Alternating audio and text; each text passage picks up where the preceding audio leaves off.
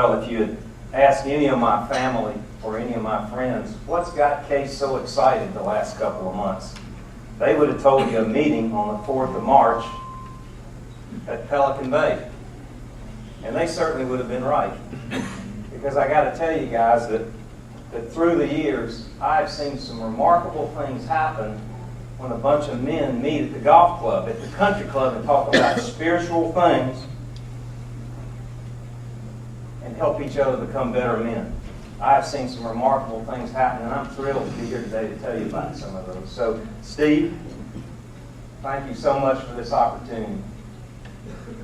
Well, guys, my car lease ran out last month, and I found myself down at the dealership looking at all this new technology. It was just incredible. I mean, voice-activated guidance systems and rear-view cameras, and the one that really gets me is there's a button on the mirror that I can press, and the lady comes on, Mr. Case, where would you like to go? Well, I'd like to go to the Pelican Bay Club. Well, just wait just a moment. I'll send you the map, and then the map comes up on the dashboard. The map comes up on the dashboard, and she tells me how to get there. Turn left, do a legal U-turn. Great technology. The only problem, guys, is I can't find anything now on the radio. I mean, if you'd been with me,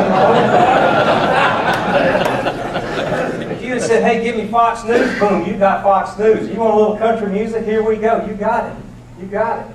I can't do that now. You know, the technology. And so the other day, I'm surfing through the XM channels, and there's a country channel there, and somebody wrote a song called Red Dirt Road.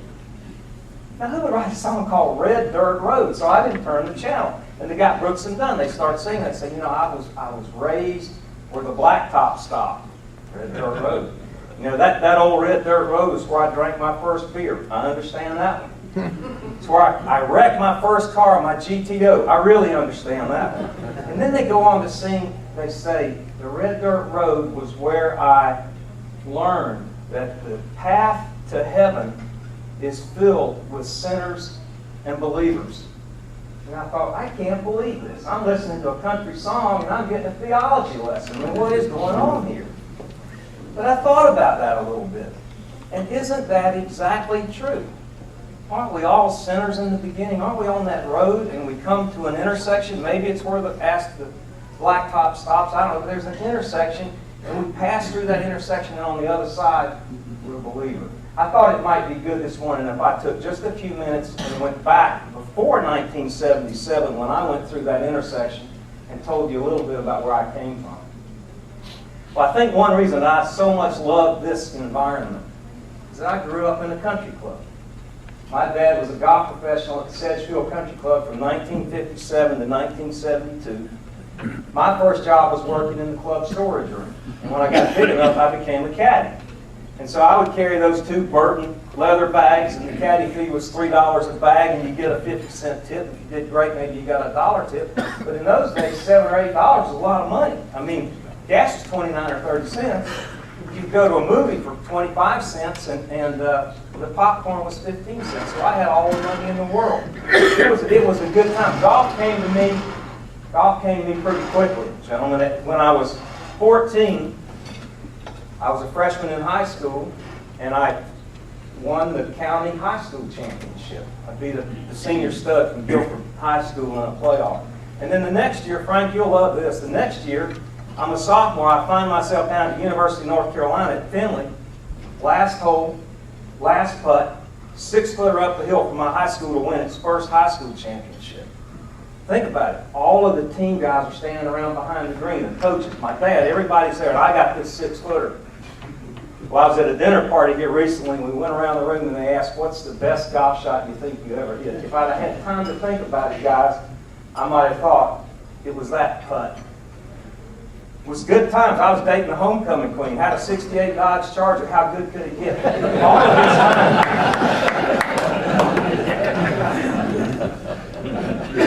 All of this time, every Sunday, my mother would take my sisters and me to Springfield Friends meeting over in High Point. Now you guys got to understand something. Quakers don't go to church, we go to meeting.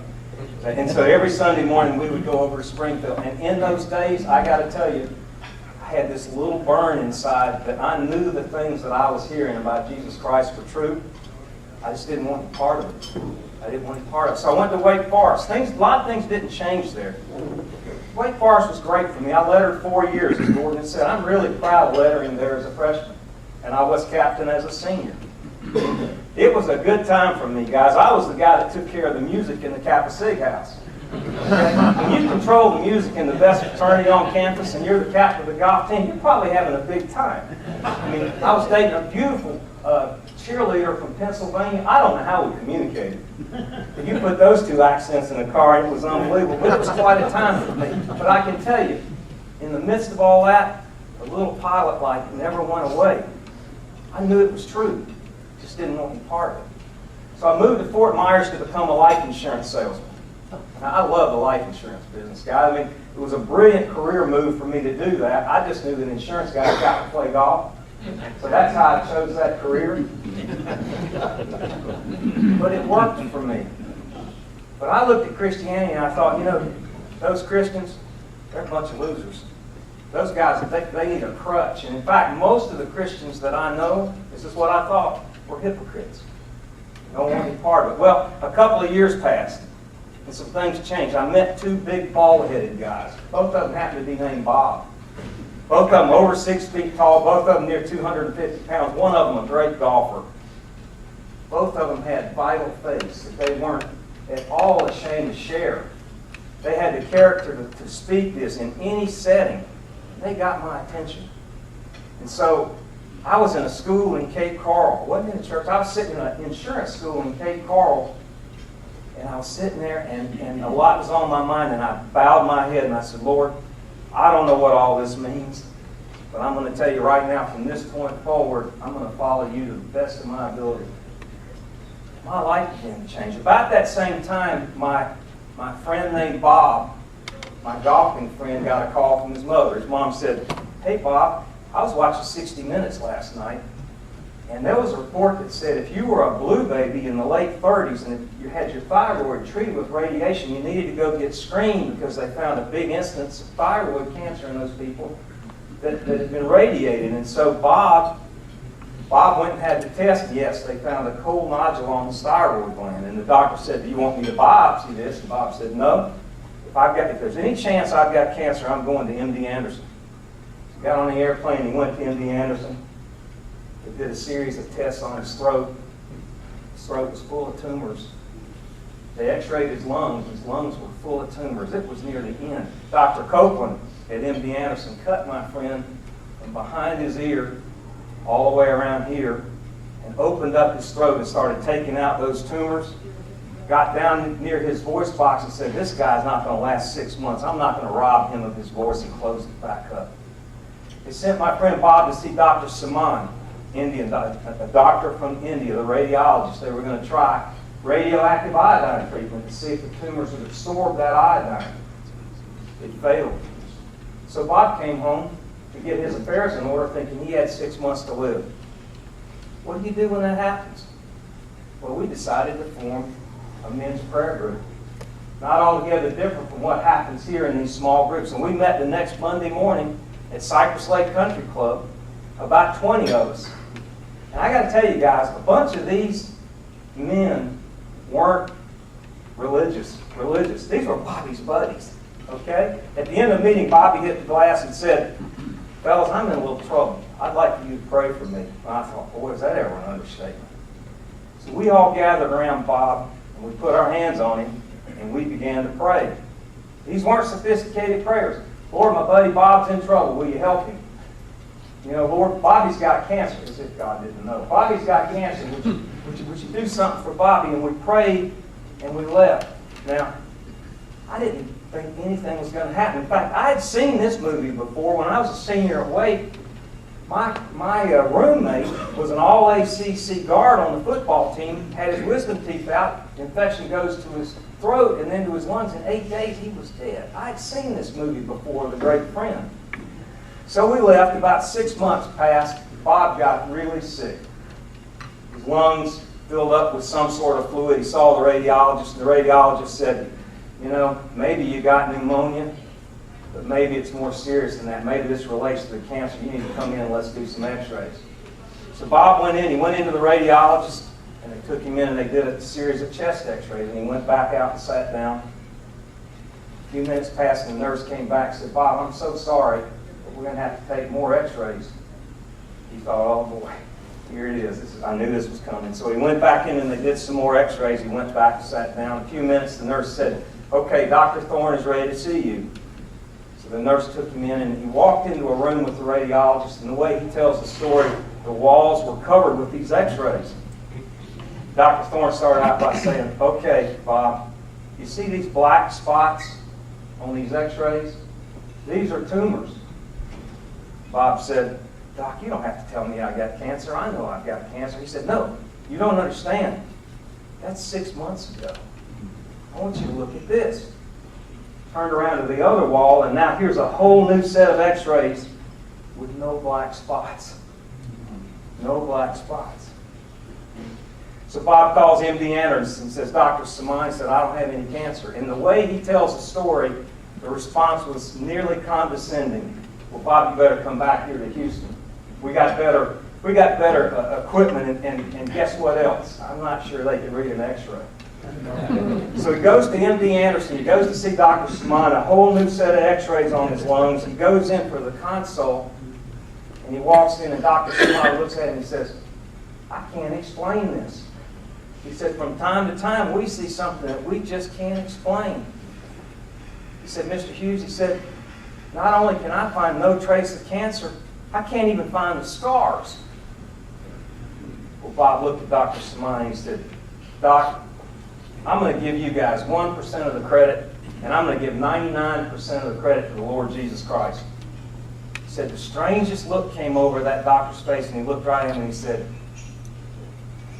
Mr. Hughes, you've given us far too much credit.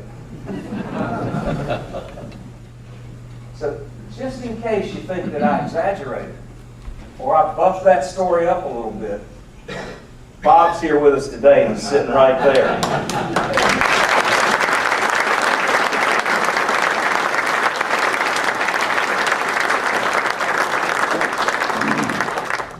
Well, I told Steve that the topic of this talk was golf, guys, and gray hair. I'm going to finish today by talking about the gray hair. There's an ample supply here in this room for you to be able to maybe even some no hair in this room. And to do that, guys, to talk about that, I'm going to go back to Thanksgiving 1961.